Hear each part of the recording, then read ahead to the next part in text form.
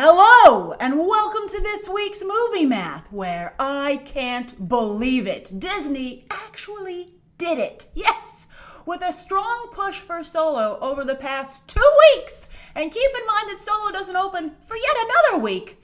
I would say, because of the lukewarm reaction to Solo, that Disney wasn't able to undercut the Deadpool 2 buzz, but was able to dilute it, which still did the trick.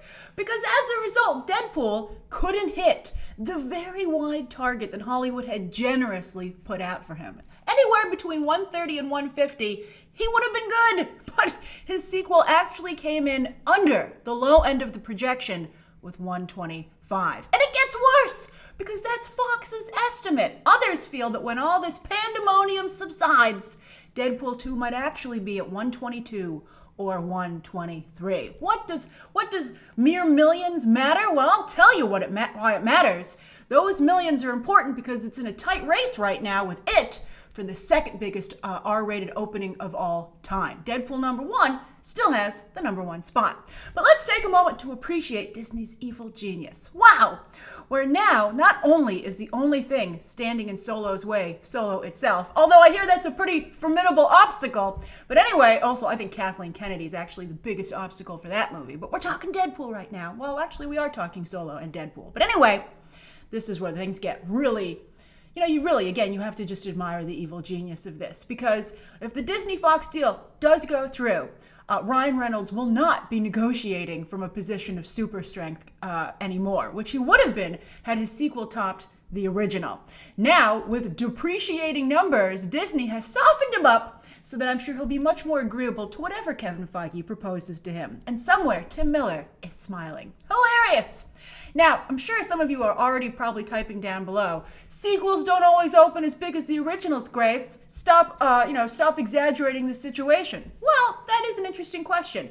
Did Deadpool 2 need to open bigger than the first film? Because after all, franchises often ebb and flow with the opening and overall grosses of each new film. But Deadpool and the X-Men franchise overall doesn't put out as many picks as, say, Marvel or Star Wars. Plus, one would think, considering the surprise success and longevity of the first film, that the audience would have grown and more people would be game to hit theaters opening weekend. How does that work? Well, the first movie, because it's a new entity, not everybody goes opening weekend. But then they're like, oh, it's doing so well, the reviews are great, the buzz is fabulous, I'm going to check it out. Oh, that was good. And then when the sequel comes out, they're like, well, I'm not going to wait this time because I know I like it. So I'm going to come out for the very opening weekend. But that didn't happen here.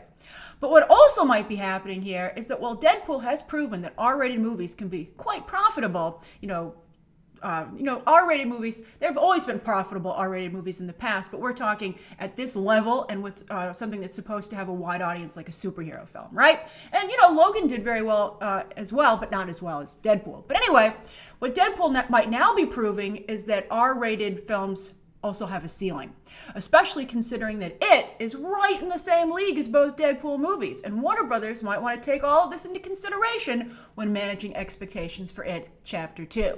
Also, while many parents took their kids to see Deadpool the first time around, a fool me once situation might have developed here, and not just with parents, but also with theaters. Many of you tweeted me that theaters were being more strict this time about upholding that R rating for Deadpool 2, actually telling people they couldn't go in, and some of you even told me that kids were taken out of the theater.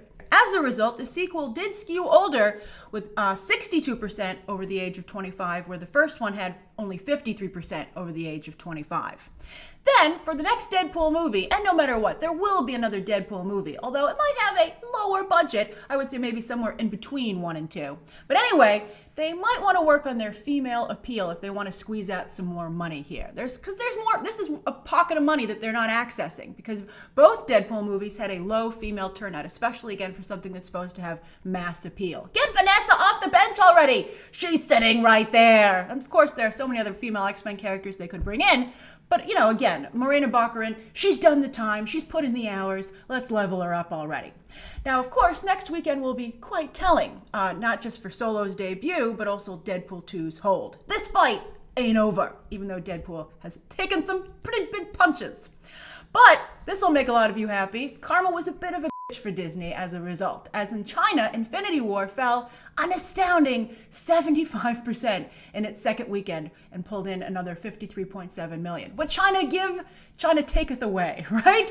I mean, still, during the week, Avengers Infinity War passed Jurassic World to claim the number 4 spot of all time. And it's less than 200 million away from that $2 billion club. Oh, what a roller coaster of emotion this must be for hardcore Marvel fans. I think it's still likely that it will close that gap and join the $2 billion club, but I don't know. With this drop in China, I mean, I don't know how much money is left on the table, especially with Deadpool 2 now entering the worldwide market and then Solo right after it. It might, I don't know. I'm tempted, I have to say, I'm awfully tempted to roll back to my recent prediction that it'll come in just shy of the $2 billion club. I also think it's unlikely at this point that it'll be able to top The Force Awakens, so number 4 spot it is. Not too shabby, and I would like to remind you my original prediction all along for this film. Now, as for A Quiet Place in China, which opened this weekend, that pulled in, I don't think it was a huge threat to Infinity War, but it might have done a little damage because it did make 19 million, a little less than 19 million in China, which is an impressive debut for a small flick with no global stars. Simmer down, Emily Blunt fans. Although I think that she and John Krasinski could now be on their way to becoming global fans with this very flick. We'll see what Mary Poppins does. We'll see what kind of damage Poppins does. All right, so as for the overall top 10, more good news for A Quiet Place, which had the best hold for the week. And then Book Club, which entered the market trying to counter-program Deadpool 2. And obviously, since not a lot of women showed up for Deadpool either time, this is a pick that can be counter-programmed with a chick flick. And to be fair, Book Club did do better than any other recent films for any of its stars. But it also splintered the female market, sending Life of the Party and Breaking In plummeting in their second weekends. And interestingly, maybe Book Club could have made even more money if it hadn't had to compete with those two films. Interesting. All right, so yes, this coming weekend, we finally get our fans versus Kathleen Kennedy showdown. Oh boy! In many ways, more exciting than the movie itself. A new round of reviews will hit on Tuesday after the next nationwide press screenings, which are going to take place on Monday night. That's when I'm seeing the movie. So we'll see if that Rotten Tomatoes score goes up or down, right? Right now, Solo has, the projections for its opening weekend have been reconfigured, that it's now expected to open at around 120, which would not be a record breaker for the Memorial Day weekend. And it also will be the lowest opening yet for Kathleen Kennedy's new era of Star Wars movies. Are you planning to see Solo, or are you participating in this fan boycott? And did you not see Deadpool 2 this weekend? If so, why not? Are you maybe waiting to see it? Are you saving it for the holiday weekend because you're not seeing Solo? Again, the fight ain't over yet. Share your thoughts down below. And that's this week's Movie Math. Thank you for going over the box office with me. And as always, you can check out some more videos right now.